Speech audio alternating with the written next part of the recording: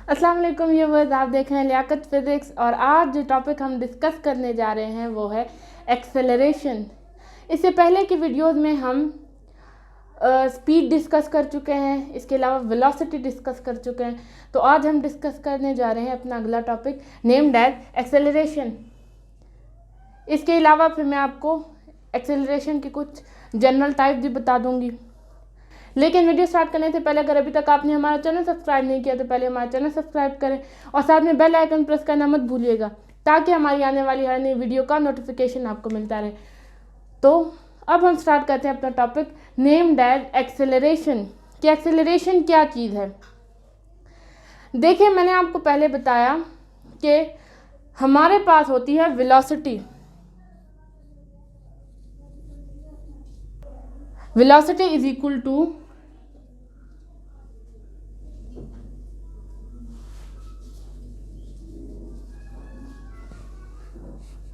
Displacement divided by time. हमने इससे पहले ये टर्म डिफाइन की कि वेलोसिटी किसके बराबर है, डिस्प्लेसमेंट डिवाइडेड बाय टाइम के। यहाँ पर डायरेक्शन भी मैटर करती है। वेलोसिटी एक वेक्टर क्वांटिटी है, इसे हम कहते हैं वेलोसिटी। लेकिन जब वेलोसिटी के अंदर चेंज आना शुरू हो जाए, आप सपोज करें कि हमारे पास एक कार है,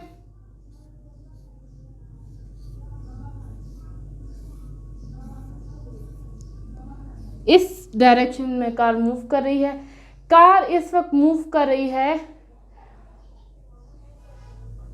30 मीटर पर सेकंड की वेलोसिटी से। अब ए पोजीशन से जब कार पहुंची बी पोजीशन पर,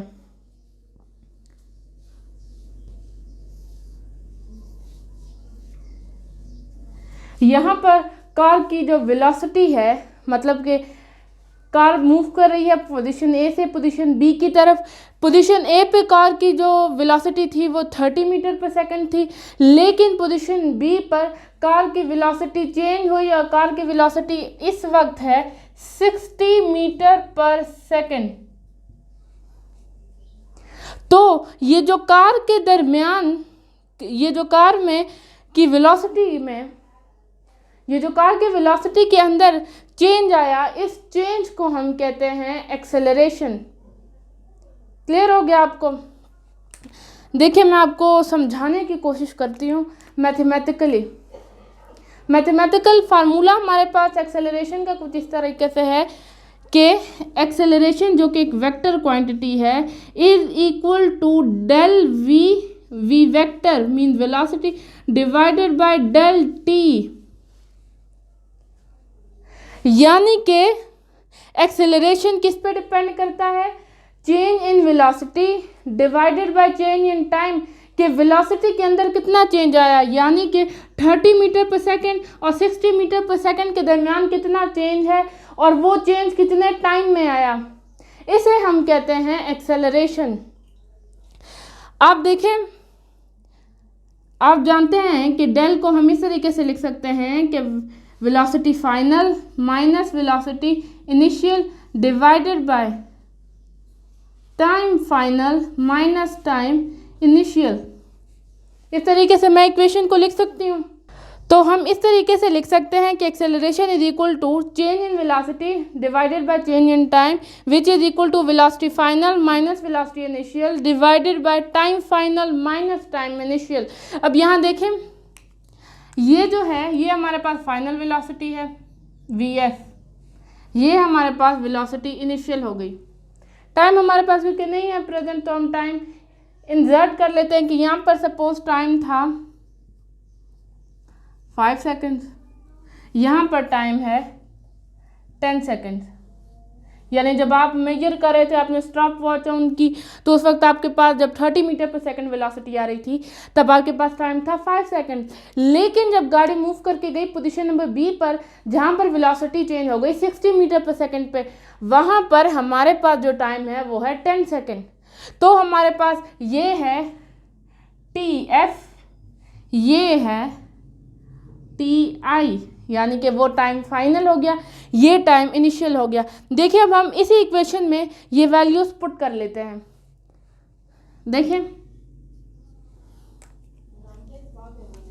वेलोसिटी फाइनल है हमारे पास यहाँ पर 60 metre per second, minus velocity initial है हमारे पास 30 metre per second, divided by time है हमारे पास, फाइनल टाइम है हमारे पास 10 सेकेंड, माइनस टाइम इनिशियल है हमारे पास 5 सेकेंड्स।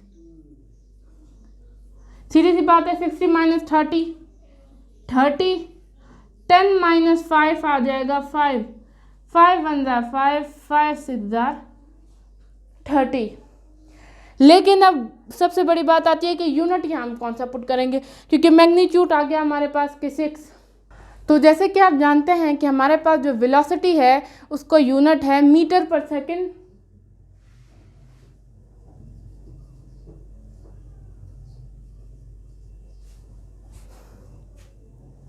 ये हमारे पास वेलोसिटी का यूनिट है। देखिए आप यहाँ पर बेसिकली 1 मीटर पर सेकेंड आ जाएगा। यहाँ पर वेलोसिटी का यूनिट जब हम पुट करेंगे, हमारे पास एक्सेलरेशन का फार्मूला है del v divided by del t। Velocity का हमारे पास यूनिट है metre per second, into time का और यूनिट है इनटू सेकेंड। सही है। तो यहाँ पर हमारे पास एक्सेलरेशन का यूनिट क्या बनेगा, एक्सेलरेशन का यूनिट है metre per second into second.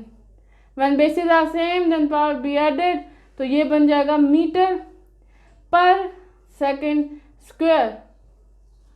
तो यहाँ पर हमारे पास जो एक्सेलरेशन है इसकी वैल्यू आई 6 मीटर पर सेकेंड स्क्वायर। अब मैं आपको कुछ एग्जांपल्स देती हूँ जनरल, ताकि आपको जनरली ताकि आपको क्लियर हो जाए एक्सेलरेशन बेसिकली चीज़ क्या है। तो आप सपोज करें एक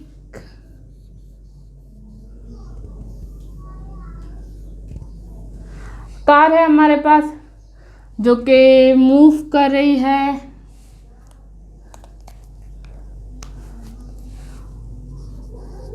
20 मीटर पर सेकेंड की वेलोसिटी से। इसके बाद कार ने मूव किया और कार आ गई पोजीशन नंबर 2 पे। देखें यहाँ पर भी कार की वेलोसिटी है 20 मीटर पर सेकेंड। ये दोनों वेलोसिटीज हैं। अब आप मुझे बताएं कि इन दोनों पोजीशंस के दरमियान क्या एक्सेलरेशन की टर्म डिफाइन हो सकती है? हो सकती है। तो यहाँ पर आपका आंसर होगा कि नहीं, क्योंकि एक्सेलरेशन को हमने डिफाइन इस तरीके से किया है कि change in velocity divided by change in time. लेकिन आप यहाँ देखें, यहाँ पर तो चेंज इन वेलोसिटी हुआ ही नहीं। यहाँ पर तो वेलोसिटी के अंदर कोई चेंज नहीं है। यहाँ तो बॉडी यूनिफॉर्म वेलोसिटी के साथ मूव कर रही है। तो यहाँ पर हमारे पास कोई डिस्कशन नहीं होगी एक्सेलरेशन के बारे में, क्योंकि वेलोसिटी के अंदर कोई चेंज नहीं आया। अब आप एक और टॉपिक में आपको दिखाती हूँ, ज़रा एक और एग्जाम्पल।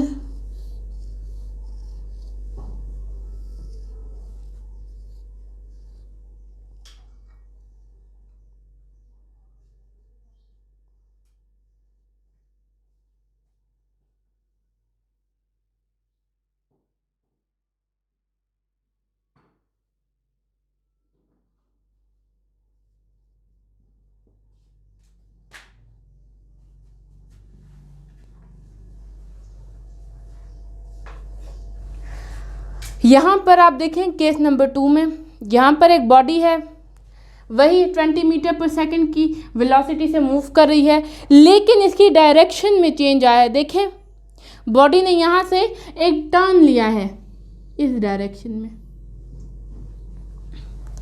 वहाँ से आ रही थी बॉडी, अब यहाँ आ गई है। अब वहाँ से बॉडी इस तरफ मूव कर रही है। क्योंकि एक्सेलरेशन एक वेक्टर क्वांटिटी है और एक्सेलरेशन की डायरेक्शन है, तो आप यहाँ देखें कि यहाँ पर वेलोसिटी के अंदर कोई चेंज नहीं आया, लेकिन डायरेक्शन के अंदर चेंज आया है। तो यहाँ पर हम एक्सेलरेशन की टर्म डिफाइन करेंगे, क्योंकि यहाँ पर ज़ीरो एक्सेलरेशन है लेकिन डायरेक्शन चेंज हुई है। देखें, जब हम फाइनल माइनस इनिशियल करेंगे तो ये बात सही है कि ज़ीरो आएगा हमारे पास, लेकिन क्योंकि डायरेक्शन चेंज हुई है तो यहाँ पर एक्सेलरेशन की टर्म डिफाइन होती है। और यही मेन कॉन्सेप्ट है हर स्टूडेंट का कि वो क्लियर करें एक्सेलरेशन को लेकर, क्योंकि ये बहुत इंपॉर्टेंट टॉपिक है। आगे जब आप न्यूटन के लॉस पढ़ेंगे तो आपको एक्सेलरेशन का कॉन्सेप्ट बहुत क्लियर होना चाहिए। ओके, तो आप देखें, पहले टर्म में मैंने आपको बताया कि एक कार है, दूसरी कार है, दोनों सेम वेलोसिटी के साथ मूव कर रही हैं। यहाँ पर क्योंकि दोनों स्ट्रेट लाइन में मूव कर रही हैं, देखिए डिस्टेंस सेम ट्रैवल हो रहा है, एक लाइन में ट्रैवल हो रहा है, तो इसलिए एक्सेलरेशन की टर्म डिफाइन ही नहीं हो सकती, क्योंकि डायरेक्शन भी चेंज नहीं हुई और साथ में बॉडी की जो वेलोसिटी है वो भी वही है। लेकिन दूसरे केस में वेलोसिटी तो सेम है लेकिन डायरेक्शन चेंज हो गई है। बताने का मकसद ये है कि जो एक्सेलरेशन है वो मैग्नीट्यूड के साथ साथ डायरेक्शन पे भी डिपेंड करती है। क्लियर हो गया आपको यहाँ तक? इसके बाद आने वाली वीडियो में मैं टाइप्स ऑफ एक्सेलरेशन के बारे में डिस्कस करूँगी। अगर आप हमारे इसी तरह के और भी वीडियो देखना चाहते हैं तो आप हमारे चैनल विजिट कर सकते हैं। Thank you so much.